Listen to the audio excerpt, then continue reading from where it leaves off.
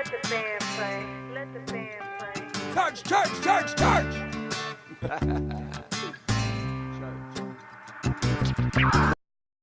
Hey, what's going on, y'all?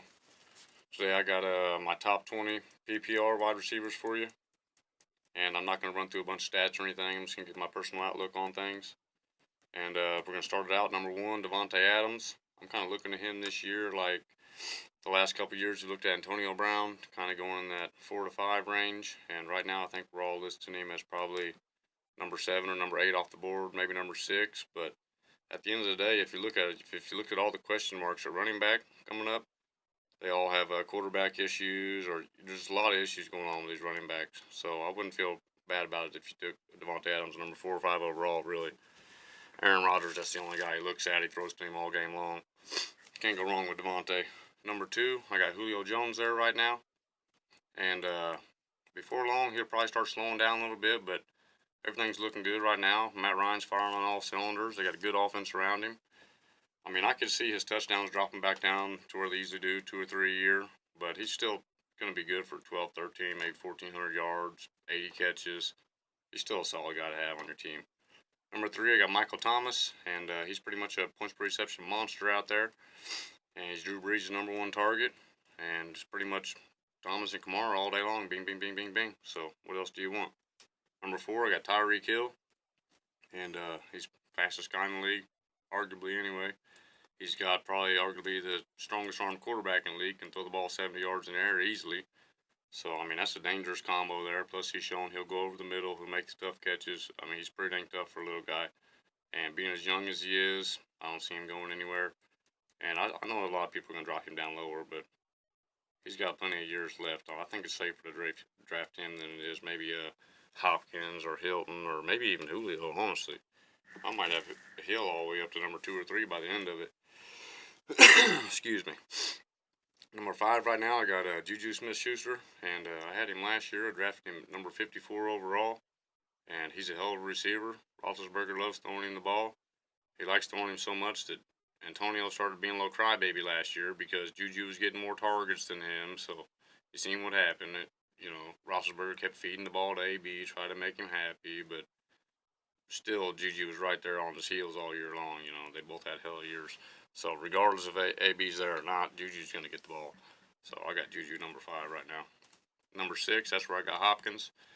And most people got him as their number 1 or 2 right now. But with the way that QT's coming along and Will Fuller back, plus whatever they're going to do with Demaryius Thomas, right now I got Hopkins a little lower. See, he's a guy that's over his career, over the last couple of years, he's been getting like 35 to 40% target share for the season.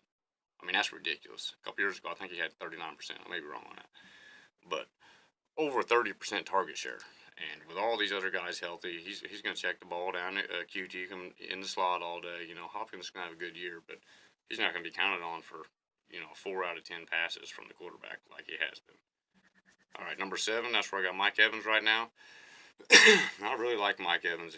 You look what he's done over the last couple of years. I mean, he had a monster year, like 12, 13 touchdowns. Then he dropped down to pretty much nothing. Then he had a monster year. He's kind of a back-and-forth guy. So if you look at it, he might actually be in for an off year if you go by that. But I'm not going by that, really, because, that offense started coming along. Winston, he's going to turn the ball over a little bit. But, I mean, he's a gunslinger. He's going to make plays, and he's going to sling that ball to Evans. Number 8 right now, I got T.Y. Hilton.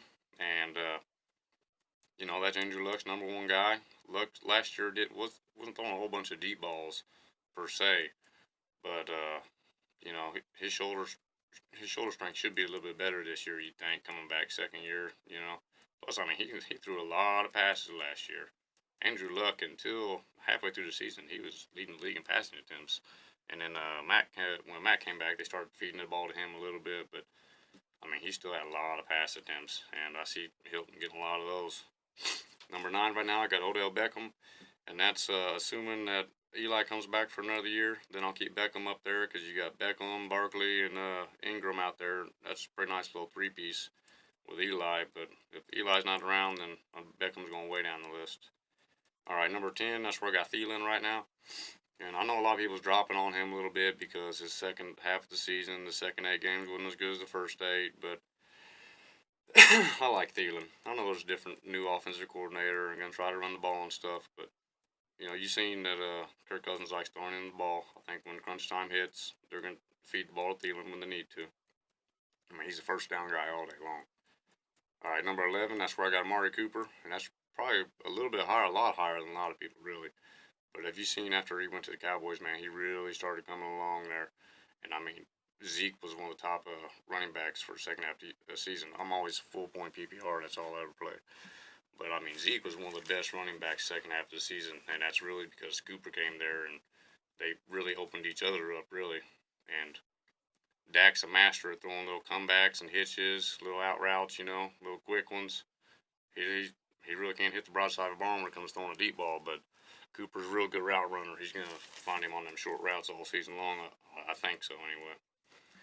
Number 12 right now, that's where I got Stephon Diggs at. And with him and Thielen, I mean, you can argue back and forth all day long on them guys, really, They're both good. They're both solid. And the reason that they both are going to drop down, they'll probably both be drafted beyond that point just because there's two of them and nobody wants to be the guy that chooses one of them first. So they'll both probably end up going in the 20s, maybe early 30s. All right, number 13, I got Kenny Galladay. And I really like Marvin Jones too, but Kenny Galladay, this is his third year.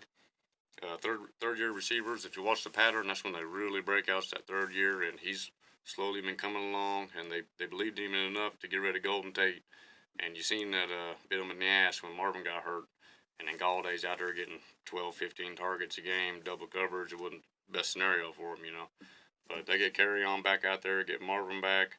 They got that T.J. Jones running in the slot, and I think Galladay's primed for a big season here. Number 14, that's where I got A.J. Green. And the only reason I got AJ down that far is because, clearly he misses a couple games damn near every year. Plus the emergency Tyler Boyd last year. Plus, you don't know if they got Driscoll or Dalton. What the hell they got going on there? I like AJ, but, he was his 9th year in the league or something like that. He's been around for a little while.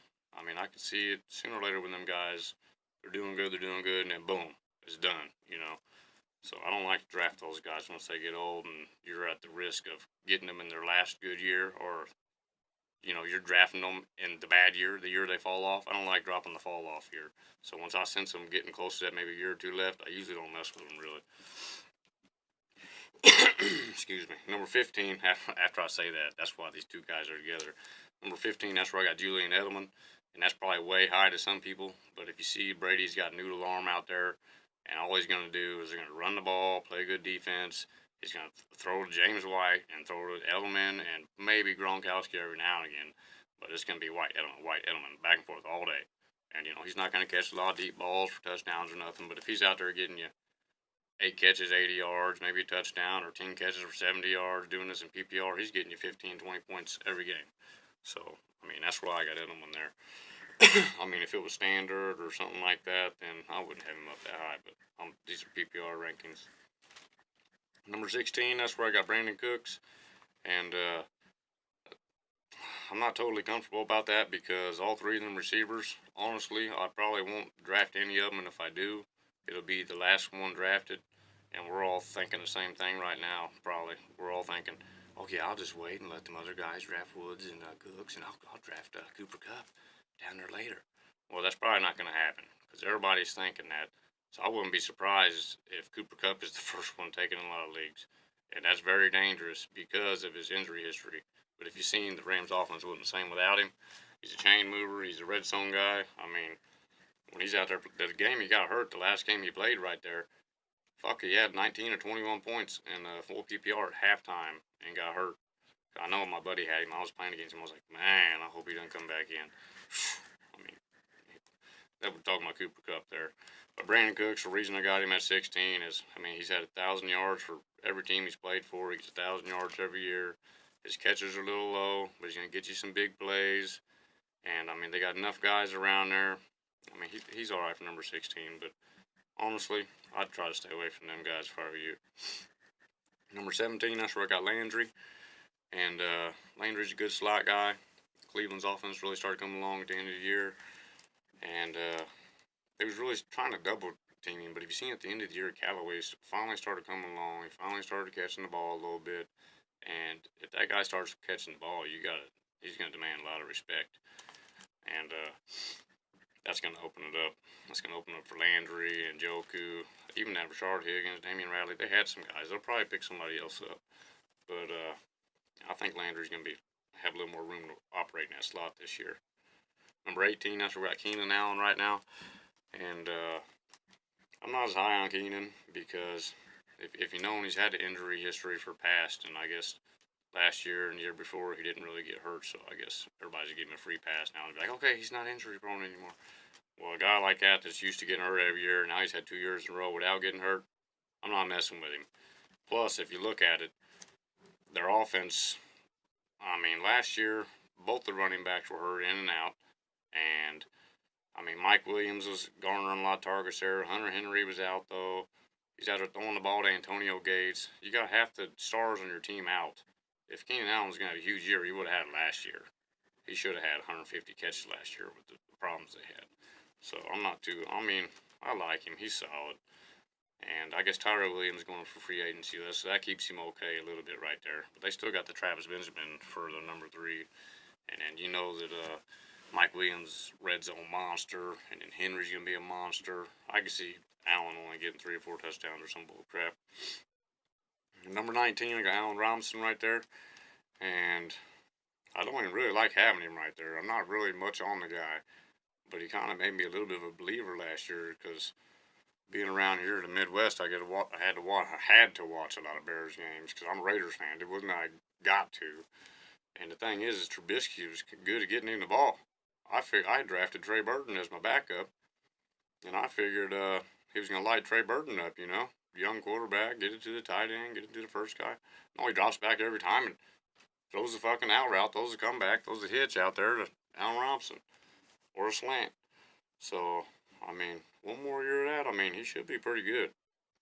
And last one for this video here, number 20, and we've already talked about him a little bit, and that's Cooper Kupp. And I just think he has huge upside. He's that Julian Edelman, Wes Welker type of guy, you know. He's got huge upside. Golf loves getting in the ball. And the thing is everybody knows that he's going to garner a little attention from the defense or whatever, but they can't do too much to him. Because, I mean, what are you going to do? You got Brandon Cooks, you got Robert Woods, you got Gurley, you got all these guys. You can't sit there and try to focus on Cooper Kupp. He's the guy that you just let beat you all day long. You got no choice but just to let him gouge you for 8 or 10 yards, get you all day. So I really like Cooper Kupp. Well, I appreciate it, y'all. That's all I got for today, and hopefully I'll get some more videos out to you here before long. Thank you.